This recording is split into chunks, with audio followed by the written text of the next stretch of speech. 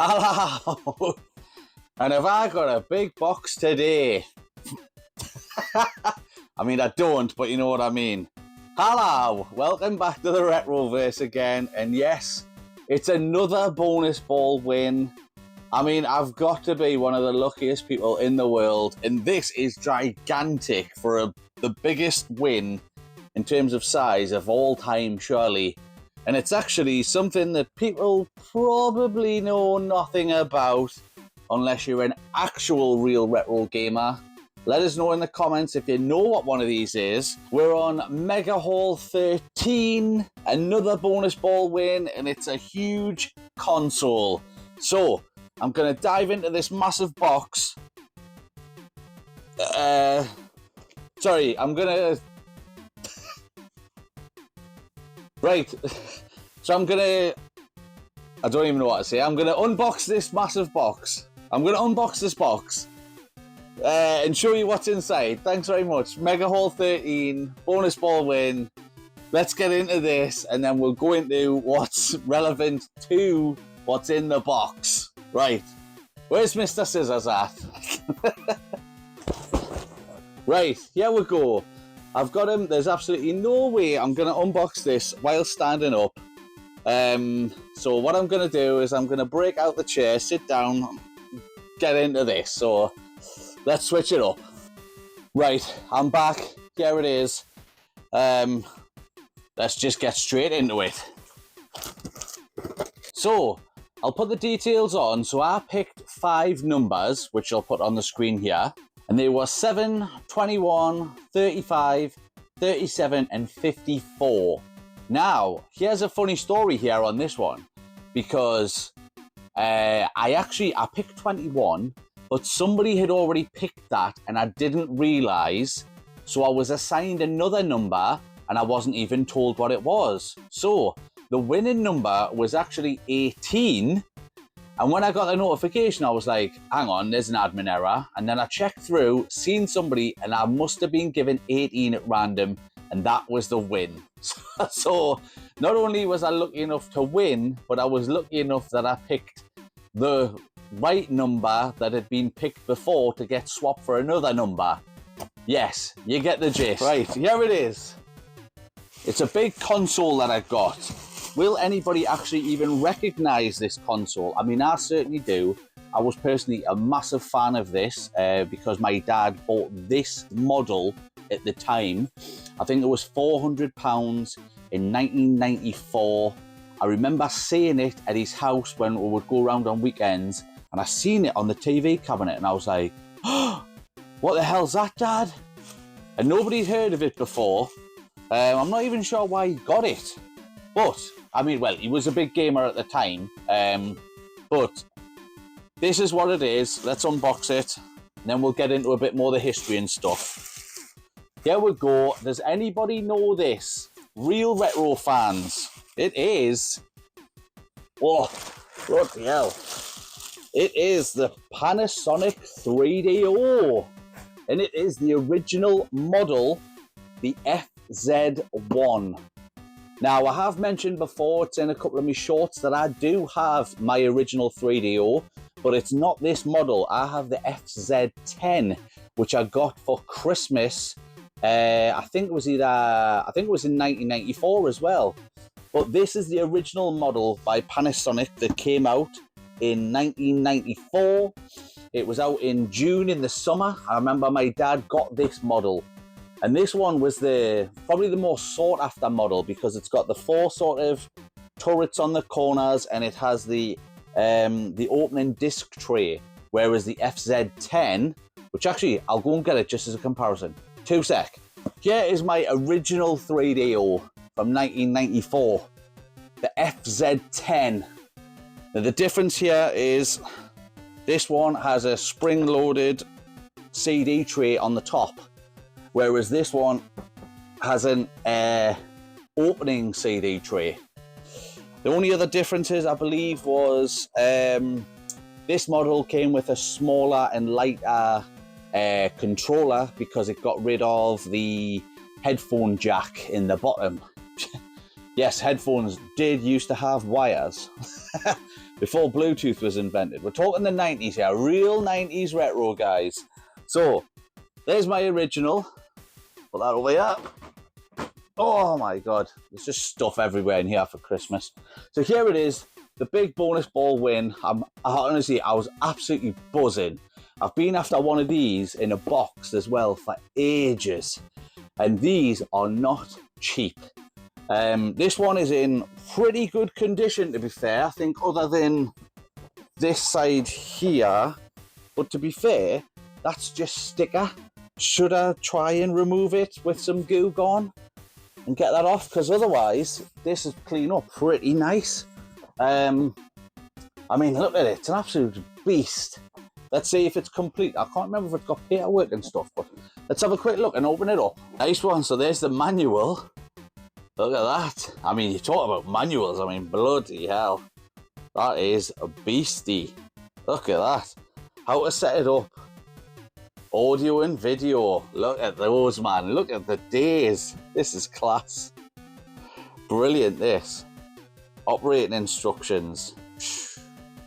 Right, let's break into the console. Oh, original bags. Oh my God. Has anybody ever got so excited about original packaging? Oh, God. Oh, that brings back memories, I'm telling you. Oh, I love these chunky buttons. They are absolutely brilliant. Oh, man. Look at that.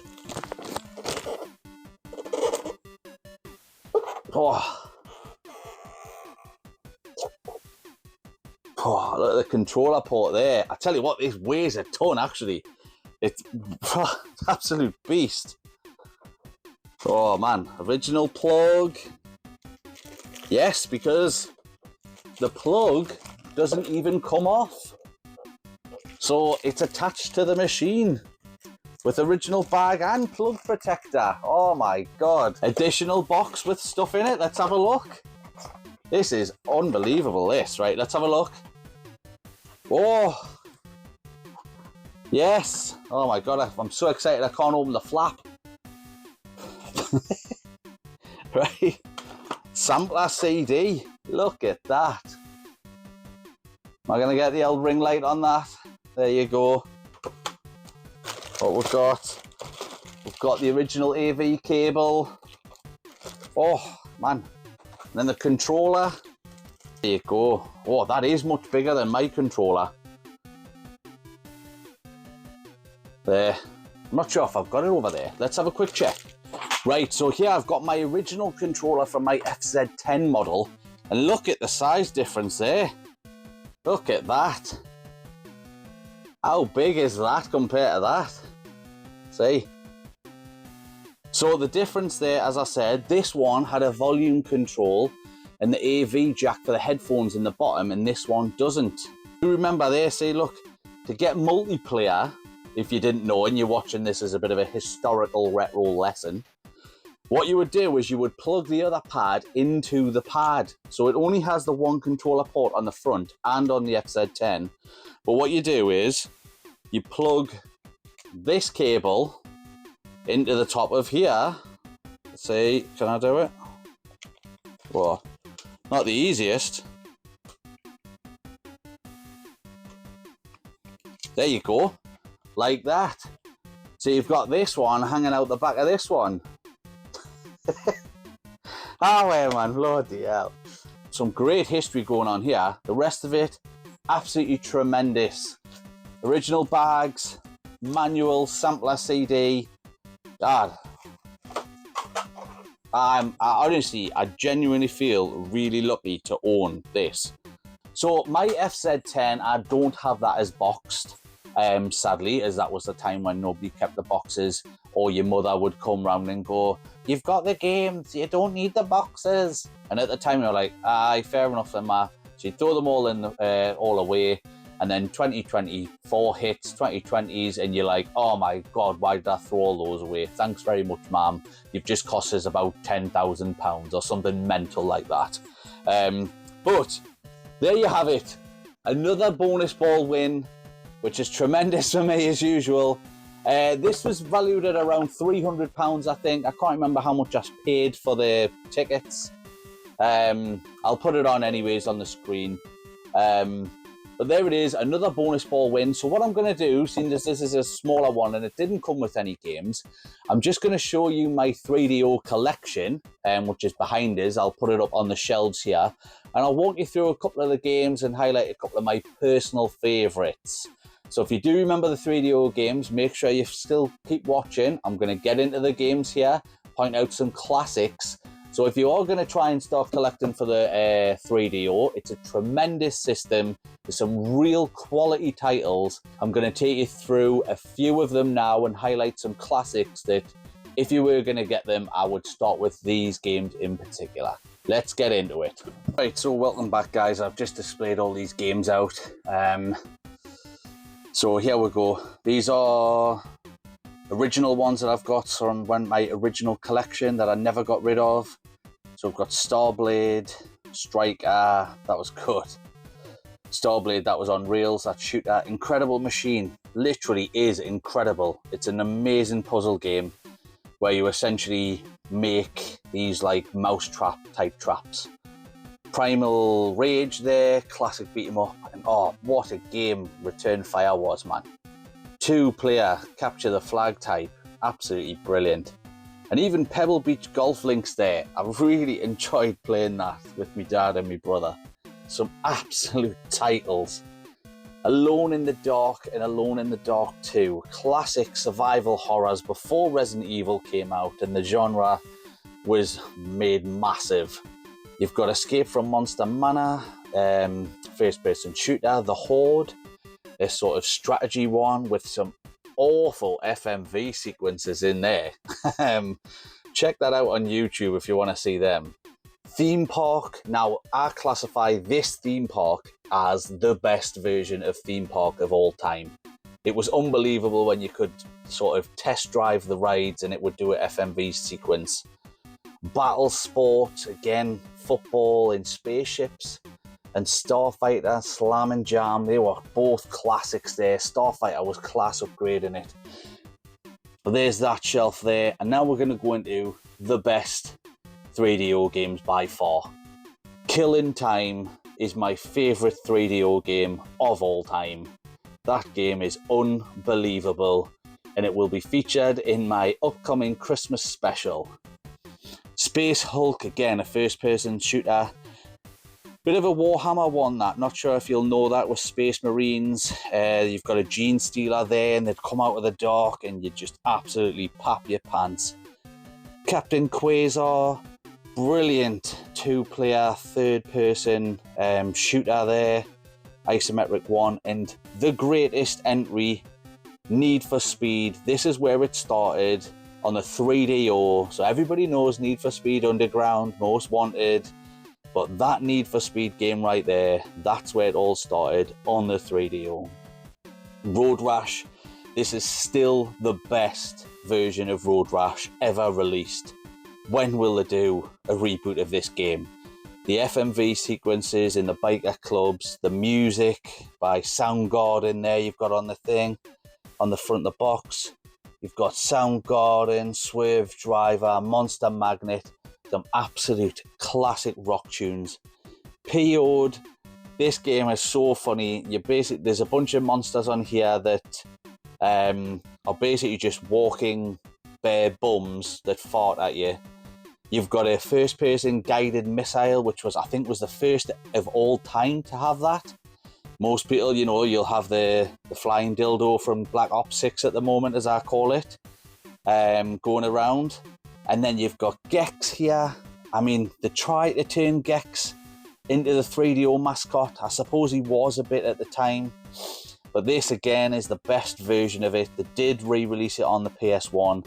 But this Gex version is far, far superior. So there's that shelf there. Unbelievable. So there's that shelf there. And there's my games for the 3DO there, as you can see. I don't have loads. I mean, there was quite a few released on the system. You're not talking like 300 or 400, but I think the only game that I don't have from my original collection, so I'm not sure where it is, and that is Samurai Showdown, which I don't have, and that was also the best version of that. There is also one other game that I want, which is Street Fighter 2 Turbo, which again, that was the best released version on here because it had CD quality audio as opposed to not as good audio basically on all the other ones. I'll put a little picture of that on here. But there you go, some absolute quality titles. Right, so there you have it, guys. Another bonus ball win. Panasonic 3DO complete in box, my usual style, of course. And that is my 3DO collection there of games, some absolute banger titles. Again, check out some video on YouTube of the gameplay, but I'd certainly suggest going for Killing Time, Road Rash, Need for Speed, Theme Park, and Captain Quasar. That's my 5 best 3DO games that I'd suggest you go and check out. So there you go, another video done, MEGAHAUL 13 in the bag. And my next video, which I'm going to release on Tuesday, Christmas Eve, so please put it on whilst you're eating your cheese board and a little bit of wine, and maybe a Christmas special where I talk about the games that I got for Christmas through the years of 1990 to 2000. So each game that I got every year, which will be an absolute classic, I'm going to talk a little bit about them and what it was like getting them on the day when I was just a wee young lad. So there you have it, guys. Thanks for watching. Thanks for subscribing. Don't forget to hit the like, follow, share button, all that.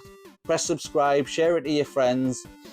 And I hope you're having a great run up to Christmas. Right, so I'll see you on Tuesday's video, the Christmas special on Christmas Eve. It'll be coming out at 6 PM GMT. So I'll see you then, guys. Catch you on the next video. Bye.